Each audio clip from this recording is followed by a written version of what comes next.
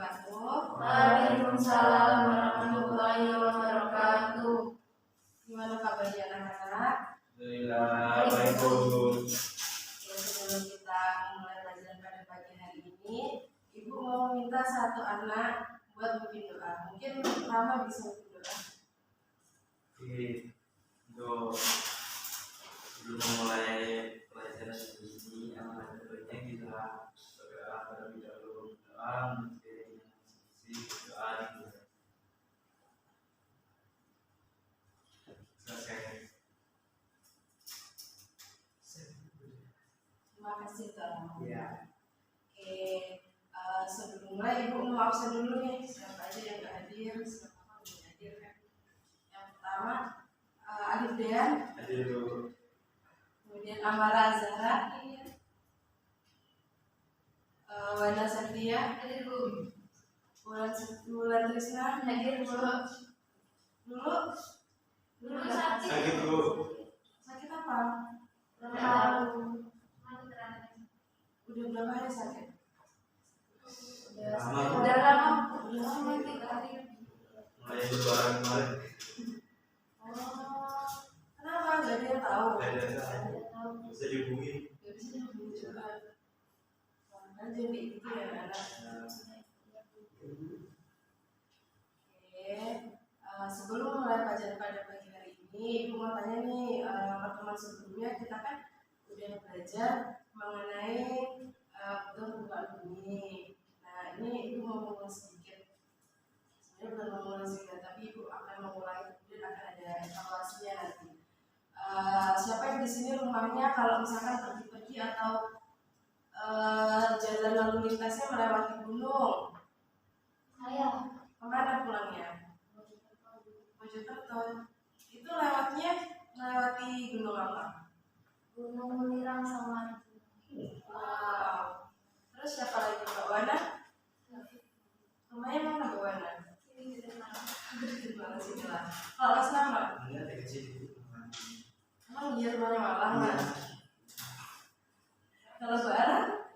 Ya Bu.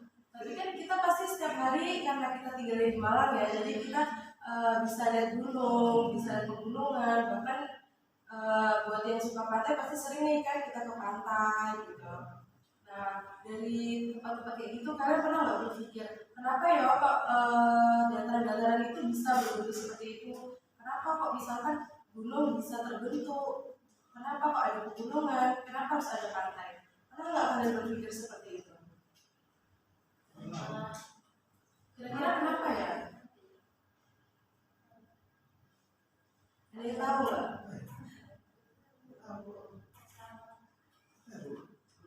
Jadi hal itu disebabkan karena adanya tenaga yang membentuk permukaan bumi, yaitu ada 2 tenaga. Coba Mbak Wanda sebutkan 2 tenaga itu apa aja? Tenaga sama. Iya benar sekali. Jadi apa yang dibilang Mbak Wanda itu benar. Jadi ada 2 tenaga yang membentuk permukaan bumi, yaitu tenaga endogen dan juga tenaga eksogen. Apa sih tenaga endogen? Siapa yang tahu? Siapa yang bisa jelasin dikit aja nanti. Ibu kasih penilaian tambahan. Iya lah. Oke, gimana Mbak Nana? Tenaga yang dari dalam bumi. Tenaga endogen adalah tenaga yang dari dalam bumi. Kalau tenaga eksogen, bisa nih kayaknya. Dari luar bumi. Iya benar. Jadi anak-anak, tenaga endogen itu adalah tenaga yang berasal dari dalam bumi. Nah, tenaga endogen ini biasanya akan menyebabkan sebuah patahan atau lipatan pada permukaan bumi. Tenaga ini biasanya disebabkan oleh adanya lempeng tektonik yang ada di dalam permukaan bumi atau oleh lapisan-lapisan permukaan bumi lainnya. Siapa yang masih ingat nih? Kan kita kayaknya udah belajar ya mengenai lapisan permukaan bumi. Lapisan permukaan bumi ada apa aja? Ayo. Di situ kayaknya nggak ada deh. Jadi lapisan permukaan bumi itu ada 3. Inti bumi, mantel bumi, yang benar apa? Iya benar. Jadi lapisan-lapisan itu tuh sebenarnya selalu bergerak. Apalagi inti bumi itu cair, dia bentuknya kayak magma, jadi selalu bergerak di situ. Karena pergerakan itulah dia akan menyebabkan perubahan-perubahan pada permukaan bumi. Oke, ada 3 tenaga endogen. Siapa yang bisa nyebutin 3 aja tenaga endogen itu ada? Yang pertama, Mungkin itu tektonis. ya, Terus yang kedua, vulkanisme sama seismik. kenapa nih Mbak Nana sampai terus nih? Kenapa kalau Mbak Nana? kamu dulunya ya. Saya lupa Bu, jadi saya rekam juga. Oh, boleh. Jadi yang ketiga tenaga apa Mbak? Tenaga ini Bu, tenaga seisme. Ya, benar. Jadi yang ketiga itu seisme. Nah, tektonisme ini adalah tenaga yang sifatnya mengubah atau menyebabkan dislokasi pada perubahan permukaan bumi. Nah, bisa berupa patahan atau lipatan. Tenaga tektonisme ini dibagi menjadi 2, yaitu orogenesa dan epirogenesa. Orogenesa itu biasanya dia gerakannya cepat dan wilayahnya sempit, jadi itu dia gerakannya cepat gitu tapi wilayah melingkupnya sempit. Kemudian yang kedua yaitu epirogenesa. Kalau epirogenesa itu kebalikannya dari tenaga yang orogenesa, dia pergerakannya lambat tetapi wilayah dicakupnya luas gitu. Nah, epirogenesa ini ada 2. Coba bawa epirogenesa positif itu apa? Contohnya Bu ya. Iya, contohnya.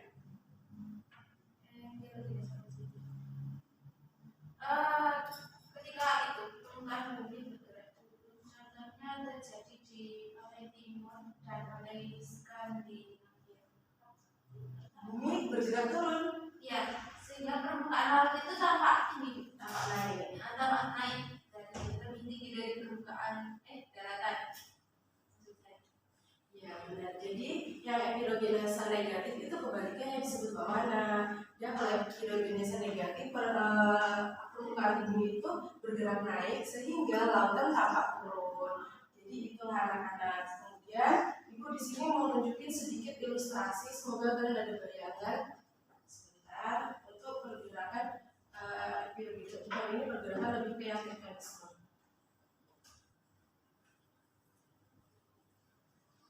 Assalamualaikum warahmatullahi wabarakatuh. Halo teman-teman, selamat pagi dan salam sejahtera bagi kita semua. Kembali lagi pengaruhnya terhadap pergerakan lapisan litosfer yang bersifat padat karena adanya lapisan atmosfer di bawah hidrogenetik dan gerak orogenetik. Gerak epirogenetik adalah gerak atau pergeseran lapisan kulit yang relatif lambat berlangsung dalam waktu yang lama dan meliputi daerah yang luas. Nah, gerak epirogenetik terbagi menjadi 2, yaitu epirogenetik positif, yaitu gerak turunnya daratan sehingga terlihat seakan-akan permukaan air naik. Epirogenetik negatif, yaitu gerak naiknya daratan sehingga terlihat seakan-akan. Sampai siapa sih Mas sama pacarnya? Sementara itu, Boleh deh gitu ya.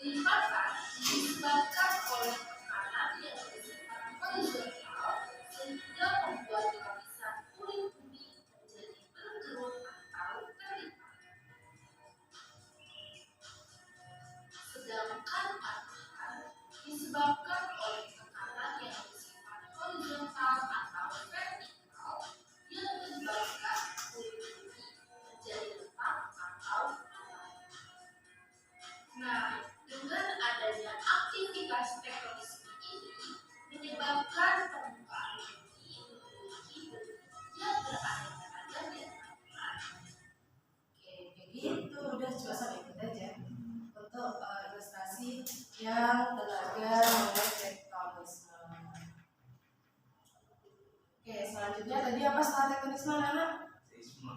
Vulkanisme. Vulkanisme. Oke, jadi vulkanisme ini merupakan sebuah fenomena alam atau perubahan alam yang diakibatkan oleh adanya pergerakan magma yang ada di dalam permukaan bumi. Jadi sebenarnya vulkanisme itu sebuah dia tuh rangkaian dari tektonisme sebelumnya. Jadi kan tektonisme ini tadi menyebabkan retakan-retakan nih di bawah permukaan bumi. Nah, dari adanya retakan inilah kemudian magma yang ada di dalam permukaan bumi dapat bergerak naik ke permukaan bumi sehingga dapat menyebabkan benjolan atau menyebabkan naiknya kerak bumi yang kemudian dapat kita sebut sebagai gunung. Kemudian untuk ilustrasinya biar kalian lebih paham kalau misalkan nanti kan masih bingung.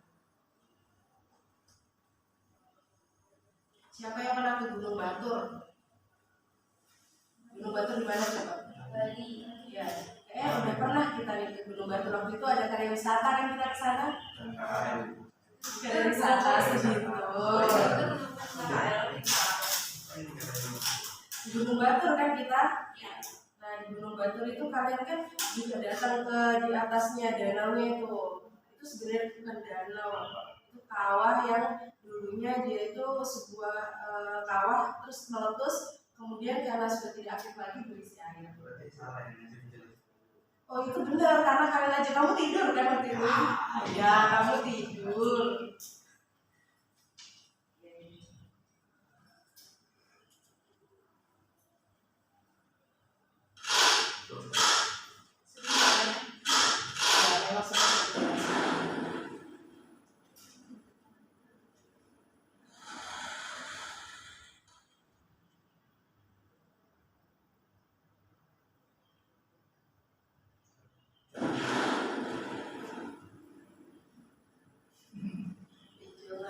Ya nanti makin lama makin banyak makin tinggi juga, maka biasanya itu kayak gitu kita sebutnya sebagai anak-anak gunung.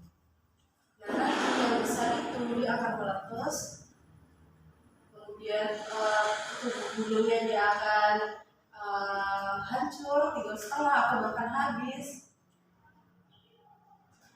Gunung Abang. Ya, Gunung Abang itu ada anaknya sebenarnya kalau kalian perhatiin waktu Gunung Batur kalau kalian nggak tidur ya.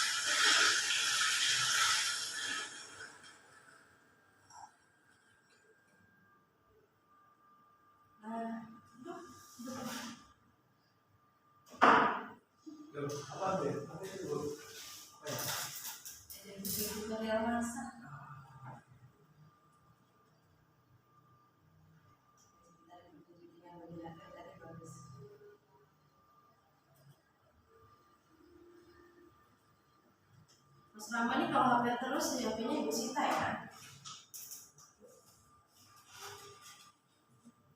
Assalamualaikum.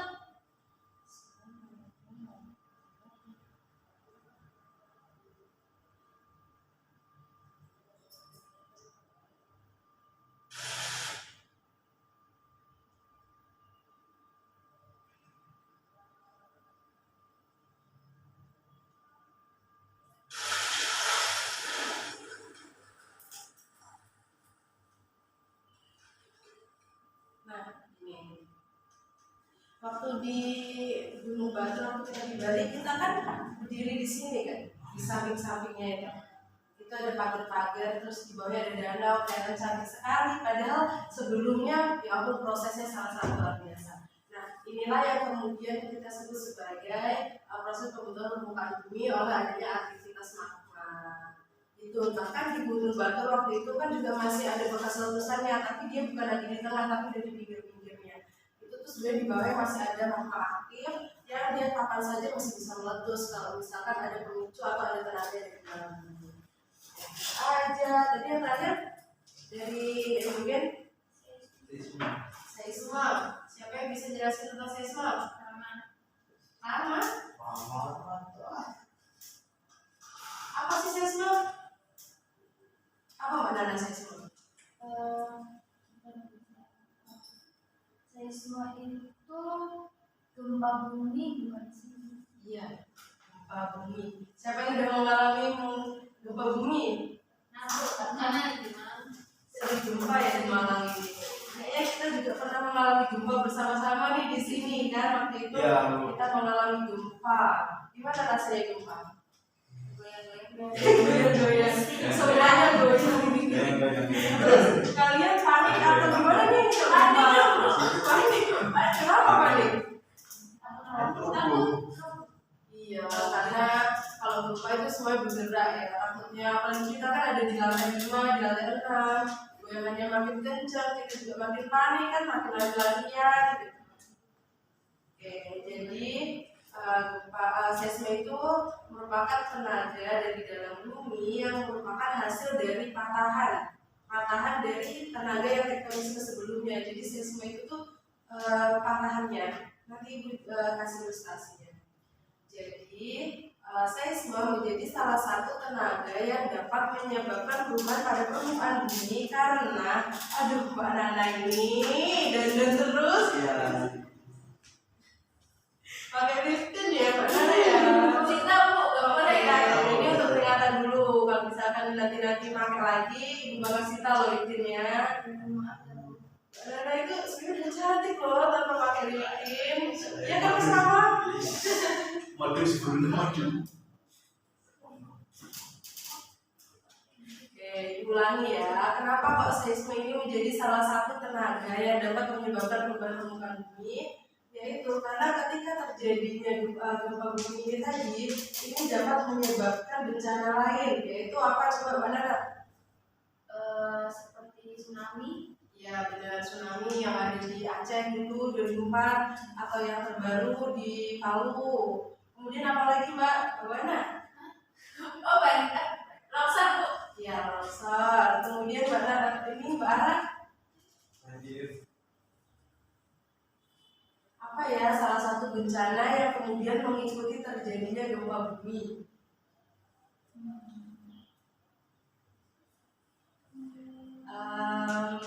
Bisa di Palu dulu pernah nih, selain adanya longsor, selain ada tsunami di Palu dulu juga salah satu ada bencana ini selain adanya gempa sama tsunami. Bu, likuifaksi. Iya benar, likuifaksi.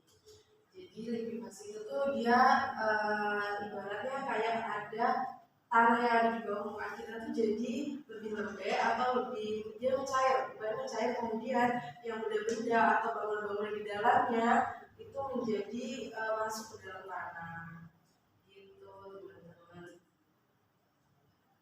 Jadi gempa itu ada 3, yaitu ada gempa tektonik, gempa vulkanik, dan juga gempa runtuhan. Mbak Ara coba bisa nggak nih jelasin apa itu gempa tektonik? Itu jenis gempa yang bisa dibilang kuat dan bisa gempa ini tuh akibat dari adanya gerakan gempa tektonik berupa patahan atau retakan. Iya benar. Gimana Mas Rama? Apa yang mana Bu? Gempa vulkanik? Gempa itu gempa yang terjadi sebelum atau pada saat gunung berapi meletus. Gempa ini hanya terasa dari sekitar gunung berapi, sehingga tidak begitu kuat jika dibandingkan dengan gempa tektonik. Benar banget apa yang dibilang Mas Rama itu. Wah. Ya, Bara dan Mas Rama. Oke, udah agak tua. Gempa dan terakhir yaitu gempa runtuhan. Jadi gempa bumi ini juga bisa disebabkan oleh adanya runtuhan bangunan yang di bawah permukaan bumi. Misal itu mungkin dulu wilayah yang bekas tambang, kemudian itu kan biasanya kalau tambang kan dia bikin terowongan di bawah permukaan bumi kan. Nah ketika terowongan itu ambrol, maka akan menyebabkan goncangan kecil sebenarnya, tapi yang ada di atasnya itu malah sebagai gempa bumi, yaitu gempa runtuhan atau gua yang ada di bawah permukaan bumi. Oke, ada yang dibingungkan nggak nih mengenai tenaga dari dalam bumi, yaitu tenaga endogen? Belum. Ada pertanyaan? Kalau nggak ada, Ibu mau menunjukkan kalian sebuah ilustrasi dari seismologi.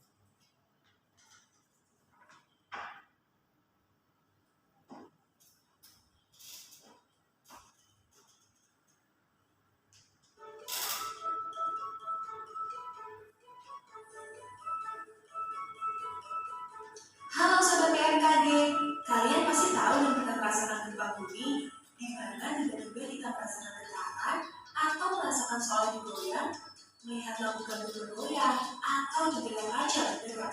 Semua bikin panik ya? Namun kalian tahu nggak kalau Indonesia merupakan salah satu negara dengan aktivitas kegempaan paling aktif di dunia? Ini dikarenakan posisi geografis Indonesia yang terletak di tengah-tengah daerah cincin api Pasifik. Jalur gempa bumi Barat berada di pertemuan beberapa lereng tektonik dan juga terdapat dari gunung berapi aktif. Sebenarnya gempa bumi adalah peristiwa pelepasan energi di dalam bumi secara tiba-tiba yang ditandai dengan matangnya lapisan batuan pada gerak bumi. Energi yang dihasilkan akan dipancarkan ke segala arah berupa gelombang seismik sehingga efeknya dapat dirasakan sampai ke permukaan bumi. Berdasarkan penyebabnya, gempa bumi dibagi menjadi beberapa jenis, yaitu gempa bumi runtuhan, gempa bumi tektonik,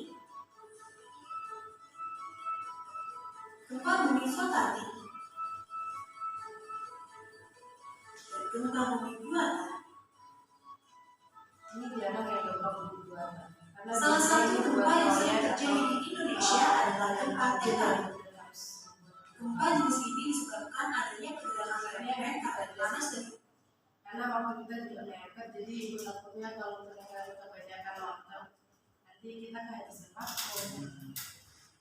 Oke, selanjutnya yaitu tenaga eksogen. Siapa yang pernah pakai? Saya. Yang suka pakai siapa nih? Ya, ibu juga suka itu pantai. Jadi kalau misalkan kalian ke pantai, pernah nggak kalian berpikir memikirkan kayak kalian ada pikiran ini sih? Enggak sih, bukan sih. Iya, kita jalan-jalan. Jadi refresh pikiran, jadi nggak memikirkan pelajaran lagi ya. Iya, foto-foto bagus kan di pantai itu. Nah, kalau di pantai kan kalian pasti melihat ombak nih, ombak yang datang kemudian pergi. Nah, kalian perhatikan di situ ketika ombak itu datang, maka ombak itu akan membawa dia tuh sebenarnya waktu dia datang itu akan membawa material-material yang ada di pantai, misalkan itu batuan, batu-batu kecil atau pasir-pasir yang kemudian batuan-batuan itu akan dibawa kembali ke dasar laut. Ketika hal ini terus-terusan terjadi, maka hal ini dapat merubah struktur permukaan bumi. Misal pantainya jadi semakin turun, air laut jadi semakin naik gitu. Nah, secara umum tenaga endogen ini berasal dari tiga. Ada tiga nih yang menyebabkan dari adanya tenaga eksogen, yaitu apa saja? Siapa yang bisa menyebutkan? Pertama, main HP terus ini main HP untuk siapa sih? Jadi apa siapa? Menyimak kok HP aja. Apa saja tadi 3 sumber dari tenaga eksogen? Atmosfer, air, dan organisme. Betul kan? Ya, benar. Kalau atmosfer contohnya apa? Atmosfer. Perubahan suhu dan angin. Contoh di permukaannya, contoh dari Suhunya. ya maksudnya itu benar sih. Maksud ibu itu suhu itu merubahnya di bagian mana? Bagian malam hari. Apa yang berubah kalau misalkan ada suhu di malam hari? Itu kalau hari kan suhunya dingin. Kalau di dekat pegunungan itu kayak lebih dingin gitu loh suhunya. Bagaimana? Aduh, kenapa kan nih Mas Rama? Apa? Jadi tuh gini loh anak, kalau misalkan pelajaran tuh jangan main terus lah, Iya, Bu. perhatikan dulu. Nanti kan ada waktu istirahat, kalian bisa nih ramean gitu. Tapi itu sebenarnya bagus buat pembelajaran bisa juga. Tapi kalau misalkan digunakan nggak tepat kayak gini gimana dong? Jadi atmosfer itu dapat merubah bentuk permukaan bumi, misal angin nih, angin itu kan angin di atas gunung, misal kita kan tinggal juga termasuk di pegunungan ya, jadi di angin cukup kencang. Misal di puncak gunung, dulu puncak gunung itu tampak runcing, tampak tinggi, tapi ketika beberapa tahun atau beberapa puluh tahun lama-lama kok gunung itu nggak terlalu tinggi lagi ya, atau mungkin terjadi penukisan. Ya mungkin kalau misalnya kita melihatnya secara nyata gini nggak terlalu kelihatan, tapi itu mengalami perubahan, bisa ada beberapa senti nih dia berkurangnya itu diakibatkan oleh adanya tenaga angin, yaitu penukisan langit atau erosi. Kemudian organisme juga bisa nih berasal dari biasa kita, tumbuh-tumbuhan juga bisa, kita juga sebenarnya menjadi salah satu yang menjadi perubahan dari manusia. Misal di wilayah Mojokerto, karena dari Mojokerto kan, nah di Mojokerto itu ada wilayah tambang, wilayah wisata namanya Ranu Manduro. Ranu Manduro itu kan bagus ya kalau kita melihatnya, tapi itu tuh sebenarnya hasil dari perubahan yang diakibatkan oleh manusia, yaitu dari tenaga sendiri. Kenapa? Karena dulunya wilayah Ranu Manduro itu kan pegunungan ya, dulu tuh dia perbukitan tinggi. Tapi sekarang apa? Dia sebuah cekungan kan, cekungan besar yang kemudian ada airnya di situ, bahkan ada danau-danau kecil kan di sekitar situ. Nah itu merupakan salah satu bukti dari manusia dapat menyebabkan perubahan pada permukaan bumi. Oke, materi ibu sudah selesai. Apakah ada yang ditanyakan? Tahu. Kalau ada ibu yang tanya dong. Coba ibu mau 2 orang dulu deh dari kalian, siapa yang mau mengajukan diri, nanti ibu kasih nilai tambahan. Yang baju biru-biru aja lah ya. Ya. 2 orang nih kan baju biru, pas banget Mbak Ara sama Mbak Wana. Ya Bu. Oke, pertanyaannya tuh jadi gini. Coba kalian jelaskan dalam bentuk gambar bagaimana proses magma atau proses vulkanisme ini dapat merubah bentuk permukaan bumi. Vulkanisme tadi kan kita juga udah melihat ilustrasinya ya, gimana tadi gunung Batur bisa merubah bentuk permukaan bumi. Coba Mbak Ara sama Mbak Wana maju dulu. Sama-sama.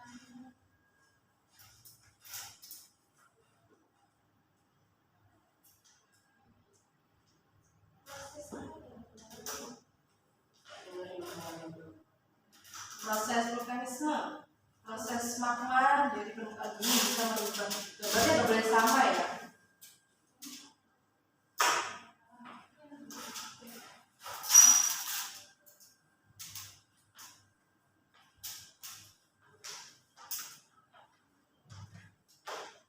Di sini ya. Ibu ya. Ya. Menurut TK. Gimana cara biar nggak jatuh ibu tutupin. Gambar apa ya? Jelek-jelek Bu kalau.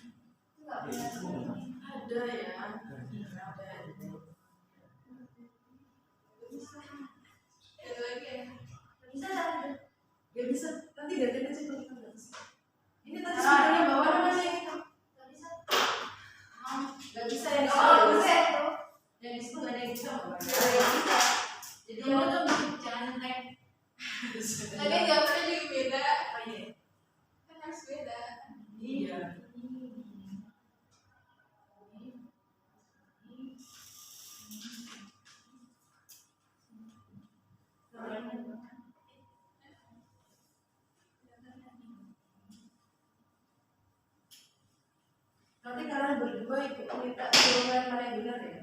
Ya, Baik. Mau nggak Kak?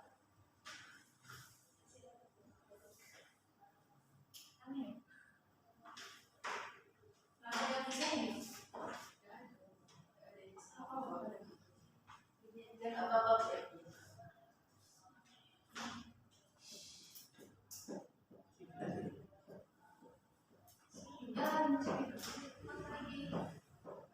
Sekretarisnya mana? Sekretarisnya siapa di sini? Tahu Nana ya? ada yang cewek. Gimana sih Mbak ini sebenarnya udah habis kalau di ulang. Pokoknya bisa. Saya itu apa gimana? Boleh dipersilakan dulu Mbak.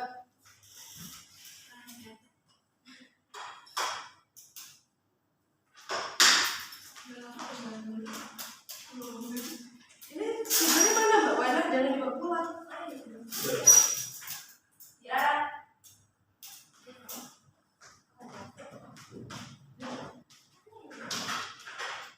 Gimana nih? Ini tentunya ini. Oke.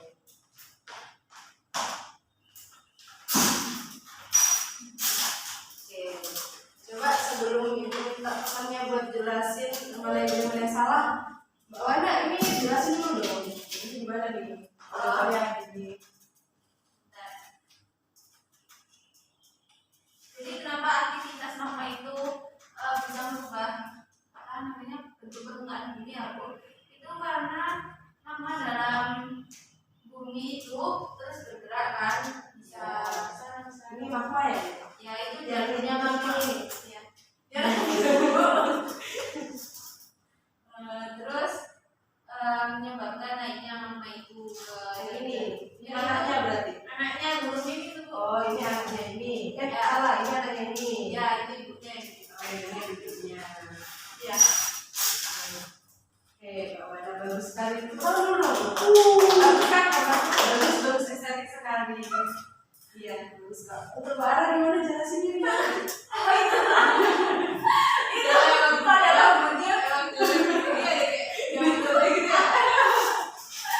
Jadi yang pertama itu terus jadi aktivitas ada aktivitas gunung meletus. Ini ya? Ya itu mengeluarkan makanan. Nah itu dari aktivitas gunung meletus itu menyebabkan bentuk gunungnya yang sebelumnya kayak gitu kerucut, anggap aja lah ya, kerucut sempurna. Nah berubah menjadi tidak sempurna lagi, jadi setengah derajat gunung hancur. Iya. Gitu Bu. Tepuk tangan dulu dong buat Ara. Ini ya, ini magma yang Ya, keluar. keluar. Terus ini ketika udah keluar badannya hancur. Oke, buat Mas Rama nih, apa sih gimana tanggapannya dari dua gambar ini, mana yang benar dan mana yang salah? Kira-kira gimana tanggapannya Mas Rama? gambar yang pertama sih, Gambar pertama gambar benar nih dari Mbak Ara jadi. soalnya kan dia udah tua, terus kita harusnya kan udah agak gitu. Ya, sebenarnya itu. Jadi gambarnya Mbak Wana nggak benar. Jadi kurang benar sudah, kurang Apa benar itu?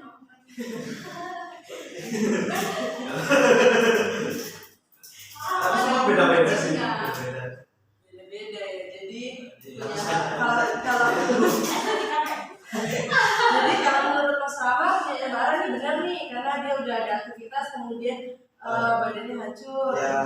Kalau dia gambarnya masih kurang benar karena ada anaknya apa? Tanya apa? Kalau menurut Mbak Nana Aku saja.